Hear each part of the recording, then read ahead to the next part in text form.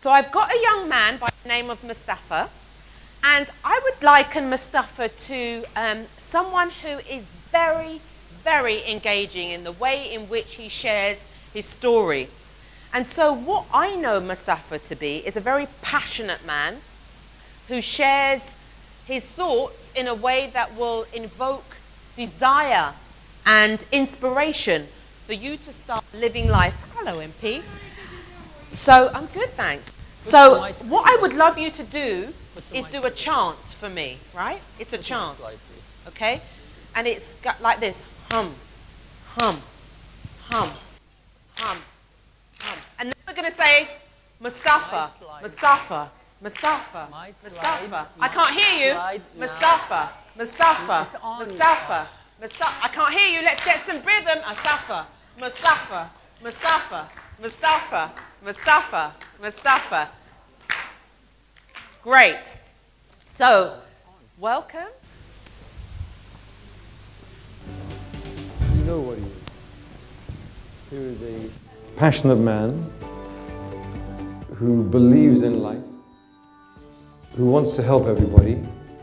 Somebody who is making a real difference in the world. We need to be more passionate as people, and I think Moustafa is somebody who's leading that effort. If I can give you one advice, if you lack passion, call Moustafa. I've not met a more passionate person in my life. Being one of these 100 great leaders, 100 great coaches of the future, he's one of the winners. Mr. Passion. Thank you, sir.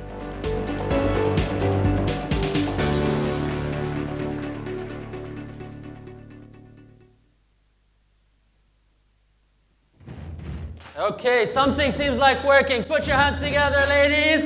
Good morning, everybody. Good morning. How are you? Yes? All right. You know, women rock. Forget about men events. Well done, ladies. I love it. Thank you very much. At least you work much better than the clicker does. So you guys are awesome. Give yourselves a big round of applause for making it so far. I know it's been a very busy week for you, and it's been a very heavy 2 days with lots of content, lots of amazing speakers on stage, so I know your brains are frying. Hopefully I'll bring some more passion back into your energy and spirit today for a great weekend. So my name is Moustafa, and as you heard, they call me Mr. Passion, Passionpreneur, anything with passion except passion fruit, please, okay? Especially with the shape of my head. So anytime I get on stage, I say 3, 2, 1, you say? Passion. Let's try this. 3, 2, 1. Passion. Wow, you guys are amazing, but maybe 7 out of 10, yeah? Self-evaluation, how much would you give yourselves out of 7 out of 6? 6, the lady spoke, so it's 6. It'll be my job to see if I can help you get this to 10 or 11 or 20 out of 10 by the end of this presentation. Deal? Yeah. So I help leaders use passion to dominate their market. That's what I do for a living. Who is interested in dominating their market niche? Put your hands up. Beautiful. If you're interested, go to the movies, please. Because you don't dominate your market niche and you don't succeed in life by being interested. And if this picture didn't give it away, it means you're not paying attention. You don't dominate and succeed just by sitting. That's what you do when you go to the movies. If you want to succeed, you have to be committed. So if you're committed to dominating your market niche, say, I am committed to make it self-development, not shelf development. Say that. Why? Because too many people come and attend all of these conferences, nice networking opportunities. You're sitting there already fiddling on your phone while I'm starting my talk. You're not going to dominate anything in life, not even your own life, let alone your market niche. So who over here has knowledge that you would like to share that you know is going to change someone's life? Put your hands up. Beautiful. Now, who here is a coach, speaker, or consultant? Well, who of you, when you hear someone else say, I'm a coach, speaker, or consultant, feels like this? What do you want? When do you want it? How do you want it? Seriously, isn't this how you feel when someone says, I'm a coach, speaker, or consultant these days? Yes? Even though we are speakers and coaches, but we just feel like this became too much. Why?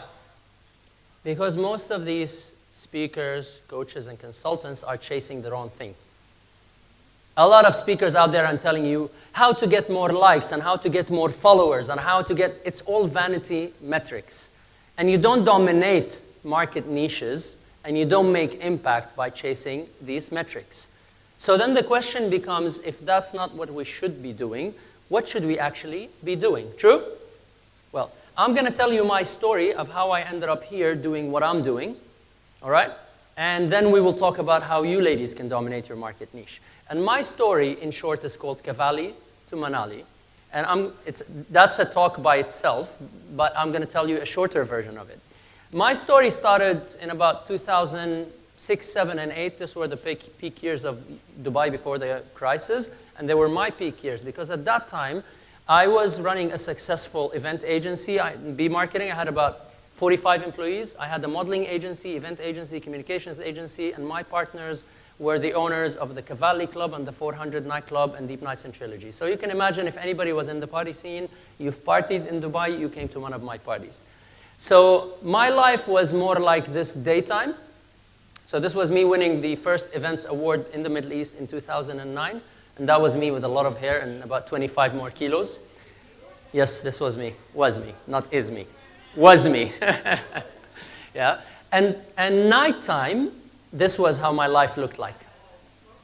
So you can imagine how this life, and by the way, for someone who's asking, this is 387,000 dirhams spent on a table in 2 hours in Cavalli Club. Okay, this was an actual bill from, and you know what was crazy? All of this seemed normal.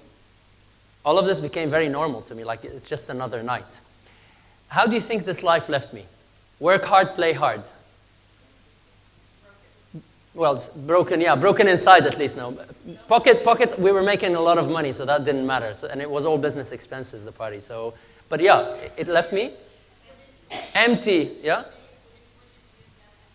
Empty, anxious, stressed, depressed. I went through all of these things, and I just realized I need to change my life. So I stopped doing what I'm doing, and I started learning about meditation, and this is when I got introduced to Vipassana. Who knows Vipassana over here? Vipassana is a silent meditation technique where they put you in a hall for 10 days from about 5:30 in the morning till about 9:30 at night. You do nothing except in absolute silence. No mantras, no chanting, no writing, no journaling, no reading, no books, no sports, nothing. You just sit down and observe your breathing. And I realized that I don't know who I am. That was the first time I really looked at myself. I knew everything going outside, but I didn't know what was happening inside me. So I'm like, you know what? This meditation is not going to be enough. And I left everything behind me, my business, my life, and I bought a one-way ticket to India. In India, I had a long story, but one of the places I visited was called Manali. Thus the Cavalli to Manali side of my story. Now you understand. But in Manali, I met a Swami or a guru who had been meditating in caves for 13 years. That's 1-3. I did 10 days, yeah? He was 13 years in seclusion and meditation. And he transformed my life. Lots of things happened with him. They're coming out in the next 3rd, 4th book that I'm writing. But then I move on with my journey until one day, by coincidence, I walk into a hospital and I'm getting myself randomly checked up and I discovered I had a serious medical condition that all of us don't want to hear about. And I know some of you have experienced even more serious medical conditions over here. But that was a shock moment for me because I realized I had a benign prostate enlargement, which is basically, it's not cancerous, it doesn't kill you, but if left untreated, could end up killing. And my actual metrics, so you know, is a typical prostate should be 20 to 25. Mine was about 42 centimeters, 42 cc. Okay, and that means that that's double the size, that's operable size. I refused to take medication, I refused to do an operation, and I decided that I want to go into meditation because I know meditation helps healing. And in about a month of natural medicine and meditation, I fully healed. And that was a great experience for me. Thank you. I'm blessed. So I got all of that, and I went in 2012, came back 2013, and I'm like, here I am, I've got a story to share. So I went and came back to Dubai. I get invited to speak at an event. It was like a TEDx style, 350 people, Knowledge Village. And I go and do my talk, Cavalli to Manali, but a longer version of what I just told you with all the details and the ups and downs of the story. And a few months later, I'm sitting in Media One Hotel working, and a random person passing by, he goes, hey, you're that speaker guy. I said, yeah. He goes, you did your talk about India? I'm like, yeah. He goes, you changed my life. I was like, wow, that's what I want to be doing. That's exactly what I want to be doing. And I, since then, launched myself to become one of the top speakers in the world. You really believe that bullshit? You think I really just came out, told a story, and became an international speaker? I failed miserably. I failed miserably. And I thought, you know what? Maybe because I'm stressing myself with so much work. The bullshit side is that I succeeded immediately. The part that I told you about, there's a true story that the guy walked up to me and all of that. So I had the drive, but the success didn't come this fast. Okay? Then I ended up saying, you know, I'm doing too much by myself. Let me go recruit some people because you can't do everything on your own. Everybody tells you, you're working too hard. You need somebody to work with you. I recruit a business development person, a marketing person, social media. I'm paying, and hopefully all of these people help me succeed. Yes? No, wrong. None of them is doing their job. Nobody's doing their job. I see some heads shaking. You pay people money, but they don't do the job. You're like, you know what? Forget employment. The future is what? Outsourcing. Yeah? You go find an agency. You give it to an agency. And here I am thinking, these people don't know. I don't have to manage them. You meet all of these people. You go to one of these BNI events or whatever it is, and somebody, lots of cards going around and says, I do social media, I do, okay, let's outsource. And what happens? Nothing, exactly. They're very good at just sending you invoices and say, give me the money, taking your money, but no deliverables are happening. And I'm going crazy. I'm doing so much hard work. I'm investing money, time, energy, efforts. I'm putting 10 out of 10. I've been driven by a purpose. When somebody told me you changed my life, I'm like, I want to help more people. But I look around and I see people that are becoming more successful than me, who have a lot less content than me, a lot less value than me, are not adding real value, but they're being acknowledged, and nobody's looking at me to help them anymore. What am I doing wrong? And I realized that my success plan was something like this, yes?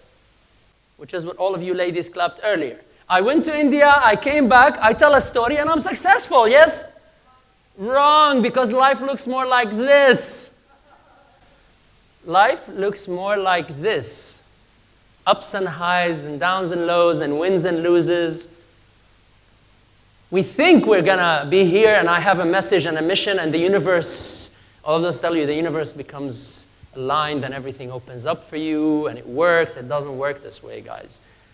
There's a formula for you to succeed in life no matter how great your purpose is. You have a message to share and guess what? Everybody else.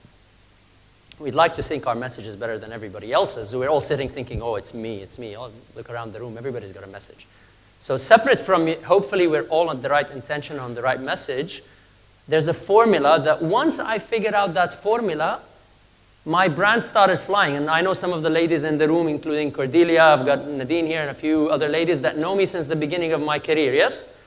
And I went from being in that space where I was that jealous egg, sitting there thinking what's happening, into skyrocketing in a couple of years where you saw the video intro that came up with some of the world's top coaches and speakers endorsing me as one of the top in the world. And this happened in a span of about 2 years.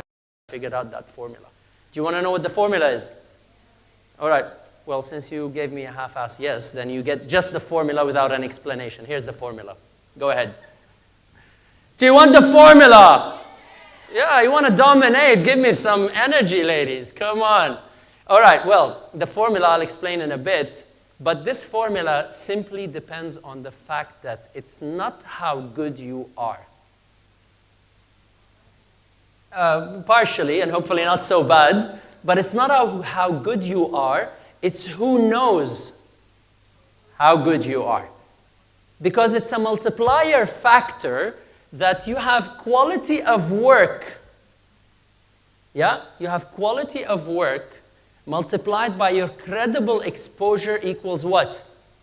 Recognition. And let me be clear here. I don't just say exposure, I say credible exposure. So you chasing Instagram and a few likes is not credible exposure. That's just random, useless exposure in my opinion.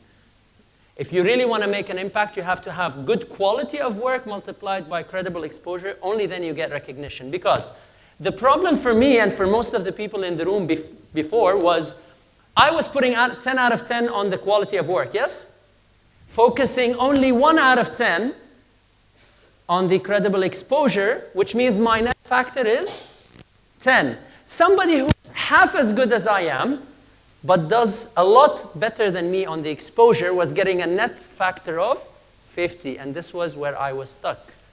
Once I figured that formula out of, okay, there's nothing wrong with me promoting myself in the right way, because I was like everybody chasing the Facebook and the Instagram and the likes and all of this, but I needed to understand how can I get my credibility up, not just my random exposure up. And once I understood that, I also understood why people pay a lot of money for bad coffee. True? Yeah, we all go pay money for things that are pretty much either worthless or useless, but we pay it happily because it's been packaged and branded in the right way. And that's where most people are failing, by not doing what they deserve to get what they deserve. Because you're the one that has to honor yourself first. If you're being shy about your knowledge and your expertise and you're skeptical and you're not packaging it in the right way, it's not going to work. And that's why you need that blueprint or a roadmap. Would you like me to give you the roadmap? Yes. See, now I like the energy. Good. All right, so the roadmap follows the following sequence. Number 1 is find a niche. Because too many people are trying to be too many things. And if you try to be everything to everybody, you'll be nothing to nobody. So first, find your niche. Second thing you do is write a book. Third thing you do is build a digital footprint. Then develop an actual pitch, which is like not just a presentation. A lot of people get on stage, and all they do is yap about themselves. And let me break some news to you. This is not part of this talk, guys, but when I do speaker training, I teach you one magical secret. Nobody cares about you. I'm sorry. And you know what? None of you had sleepless nights thinking, Moustafa, Moustafa, Moustafa. I know you don't care. You know what I know you care about? What impact do I bring to your life? What value do I add to you? Only then the byproduct is you appreciate what I'm doing on stage. But if I'm up here only to talk about me, you're going to be very unhappy. So as a speaker, my advice to you, get over yourselves and think about the mission that you're up for. All right? So what you got to do is you got to develop a clear pitch presentation that you're out there to deliver a message that adds value, and only then you can gain value back. And step 5 would be to dominate your market niche. What's happening is everybody out in the market is trying to do what?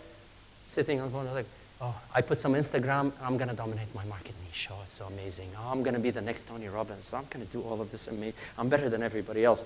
It's not going to happen, guys. So finding your niche is the first step. Why do you need to find a niche? Because if you have 100% energy and you're trying to be so many things, what's going to happen? 2% here, 3% there, 1% here, 1% there, and you're being benchmarked on everybody around you, your energy is never going to last to get you to the right space.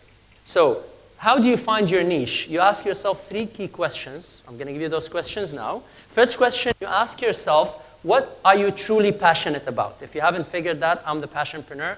My point is, don't find the niche because everybody's talking about it. So many people out there are talking about what? Social media. What's everybody doing now? I'm a social media expert. Now the big demand in the market is speaking. Everybody is a speaker trainer. Yeah? Coaching, everybody is a coach. Speaking, everybody is a speaker. What are you truly passionate about that you're not going to change for the next 10, 20, 30, 40 years of your life that is a true purpose and passion within you? That's step number 1. And then you ask yourself, what is it that you do better than most people? Because if you're passionate about it, you'll be good at it. So you make sure that you are good at it. And then, what is it that you succeed in that people want? If I'm going to get on stage here and talk to you about financial planning, I have no proof of my success in financial planning, and I'm going to sell you a financial planning package. How many of you would say yes, Moustafa? None. But if I say, ladies, I'm going to help you build your personal brand, accelerate your career, and take your name global, how many of you would say yes, Moustafa? See? You have to have success stories. And too many people out there are just trying to sell, sell, sell. Maybe in a product space it works, but not in a service and not in a place where you are the product, you're selling your services. All right, are we clear about finding your niche? All right, now, once you find your niche, you even go deeper and find the niche within your niche, which is what I call a hyper-focused niche. Why do you need to have a hyper-focused niche? What, can I ask you, there's a bag under the table. My bag, please bring some motivation maybe for you ladies. I'm going to give away one of my books. I have only a few copies. I'll give away one of my recent book to you ladies. So, who can answer me, why do I need a hyper-focus? See? Bribery works. All right.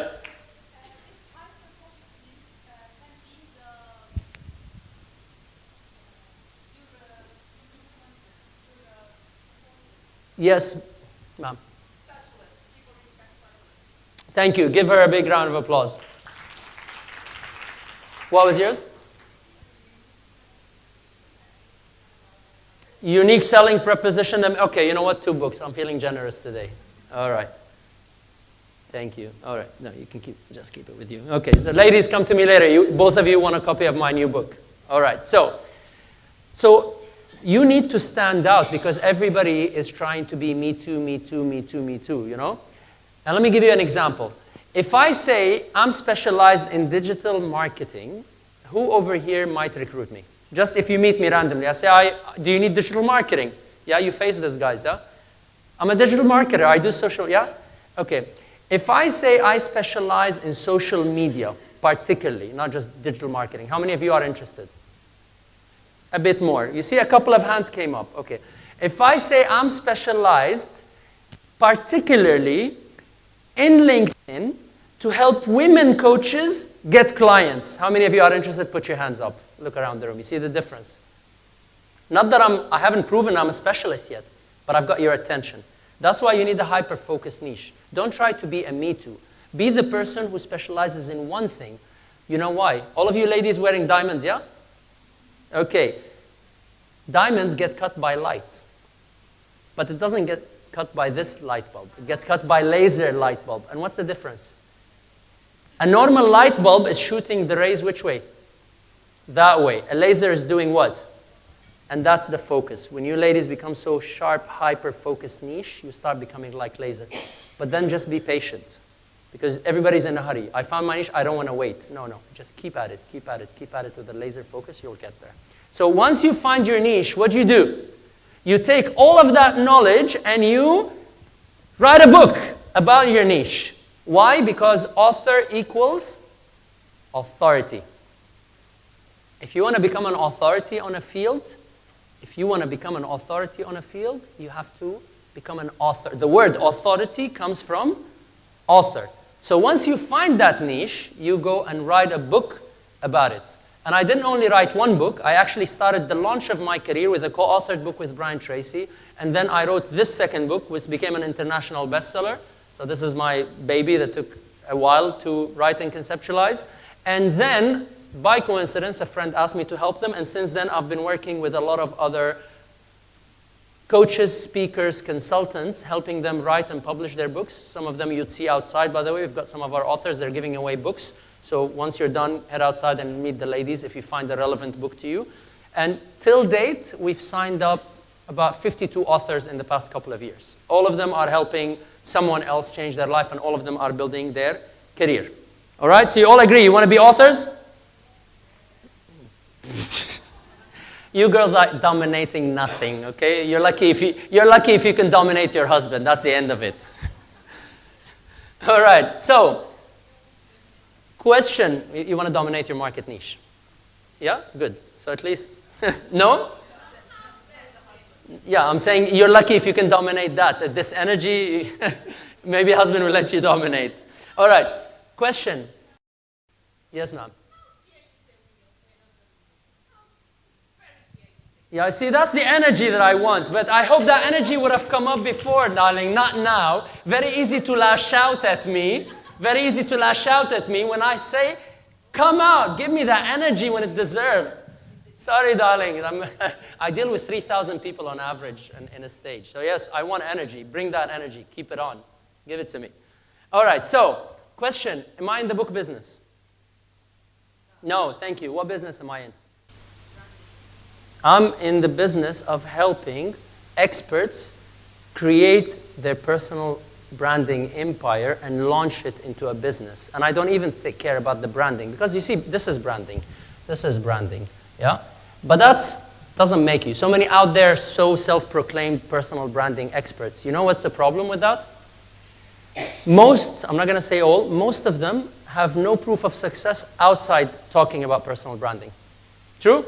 They're selling you the theory of what personal branding is, but it's like a Ponzi scheme because all they're talking about is how you should brand yourself and talk about how you brand yourself. What you want to do is you want to build a personal brand that's convertible into a business. All right? So now you found your niche. Yeah? Now you've got your book. What do you do next? You go build a digital footprint. You know what's a digital footprint? So it's not about a cool website or some social media. It's a proper digital presence.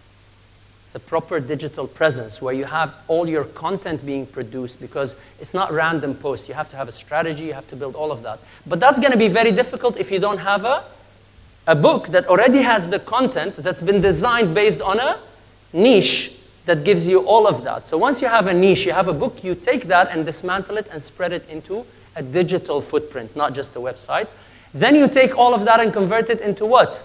Into a proper pitch presentation like what I've showed you now, not death by PowerPoint. All right, which I'm sure you've seen before in some of the other conferences.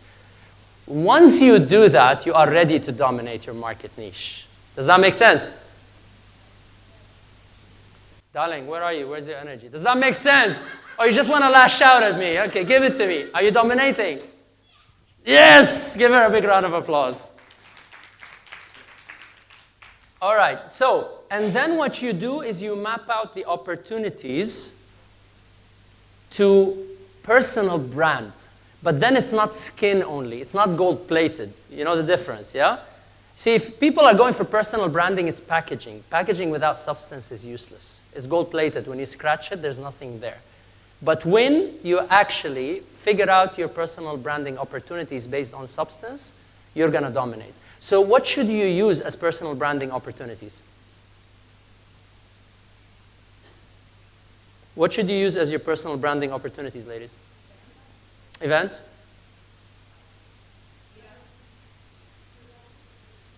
Value proposition? Everything. Everything that moves. And if it doesn't move, you push it. You brand everything. Everything about me is branded. Yeah? How many of you might have seen me before or noticed any of the work that I do before? Have you seen that I'm consistent? And I'll show you examples now. Yeah? Everything. My glasses is branding. My bow tie is branding. My socks is branding. Sorry, too many words. One thing at a time. Yeah. Yeah. Since 10 years. Yeah. And I see you, but now I recognize you. Yes. Because it's big change and bravo. Thank you. Really. Thank you. So the way you personally brand is, I'm running behind schedule, Edwin, 5 minutes. Is that okay?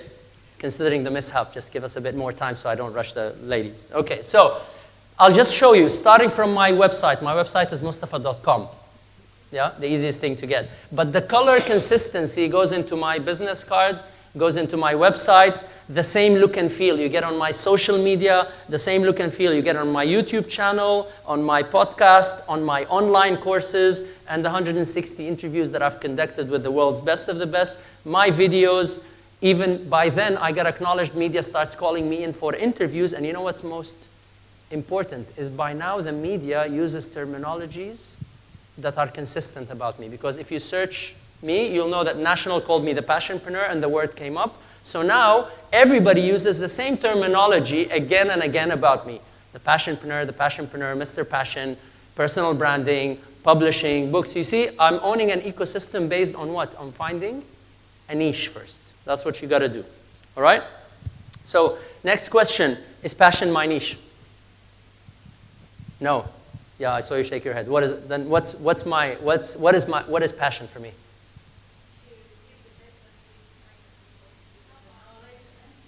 Yeah. It's my purpose. Passion is my purpose and my branding. It's not a niche. It is a niche from a point of view, I love it, but it's not how I end up making a lot of my money. It gave me a purpose because I love what I do, but I also use it as my brand. I'm branded as the passionpreneur, as Mr. Passion, to help me create several other businesses under it. So now we need to start wrapping up. We have about 5 minutes, 7 minutes to go. So would you like to get more passion? Yes? Okay, so I have to get off the stage soon because we have other speakers and I don't want to be the guy that eats up from other speakers' stages. But if you want more, grab your phones, everybody. Pull out your phone, open your camera, and scan this code. You're going to directly connect with me on LinkedIn. Hopefully it works. Just scan it. Even from far. Yeah, it worked? Well, it worked for the last lady in the back. You're sitting front. I hope it works for you. Done? See? So now we're connected on LinkedIn. Please message me if you need anything. I always personally check my LinkedIn, sometimes not on the same day, but I always respond. Why do I do all of this, guys? Why do I run around, put all this energy, put my heart in? Because I love life. Who loves life here? If you love life, do not waste time, because time is the building block of your life. And if you're not going to pursue your passion, your dream, your aspirations, to spread your message and become an authority now, if not now, then when? So my message to you is aspire to inspire before you expire. Aspire to inspire before you expire, because most people are living their life hoping to get safely to the grave. Waiting for that big day, they get a big retirement check, sitting on a house, overlooking a nice view, contemplating on how beautiful of a life it could have been. But one thing I can tell you, I've interviewed 160 of the most successful people in the world in every field, Olympians, authors, coaches, speakers, Nobel Prize winners, and there was one thing common that I found out, that passionate people do not wait for life to happen to them, they happen to life. Passionate people do not wait for life to happen to them, they happen to life. Because life is a roller coaster ride with its ups and highs, downs and lows, wins and loses. And when your body's going down the grave, your soul is screaming, wow, what a ride. And when you live your life with so much passion, and it comes your time to die, let it be told that you refuse to live a life any less than a life worth dying for.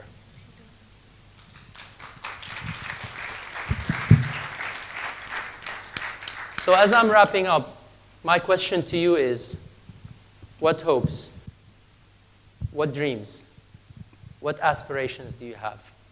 Whatever it is, the magic to making it happen is 3, 2, 1. Wait. You gave them 6 first. What would that be now? 3? 2? So hold on. I started at 6. I get on stage, you become a 2. At this rate, I'll be Mr. Unpassioned. Okay? So let me explain. Yeah, but before try again, I have to explain what's the expectation, because it's unfair maybe for me not to have set the expectations right. I mean, and you're upset when I say why you don't dominate, man? You tell them off why you're not dominating. Tell them why they're not dominating.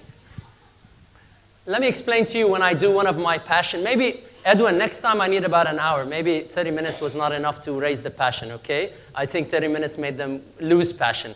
So when I do one of my talks, this is what usually happens. Are you ready? 3, 2, 1.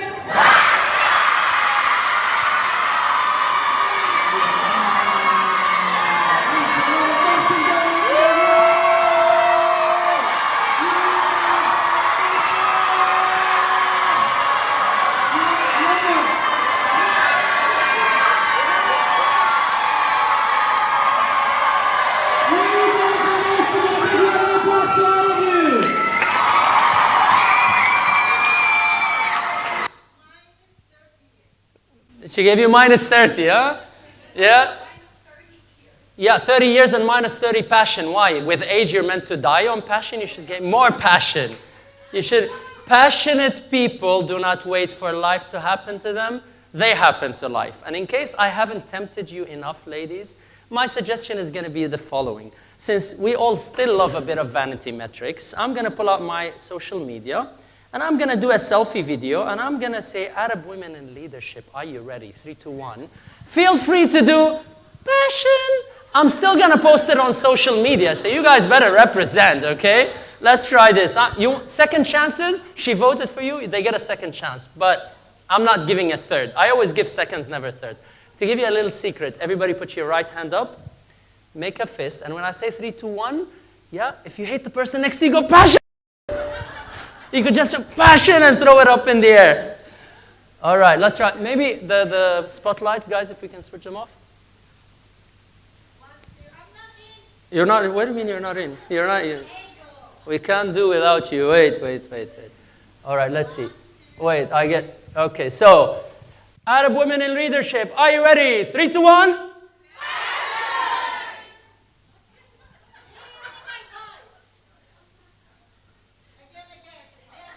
Second.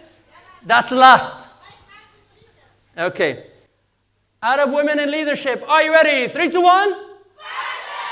Wow, what amazing ladies. Give yourselves a big round of applause. Phenomenal, awesome crowd. Thank you, ladies. Amazing crowd. Thank you for having me here today. For the ladies that want the book, come and meet me outside. I'll give you your book. Thank you, ladies. I'm honored. Thank you. Thank you. Thank you very much, Moustafa. We appreciate you.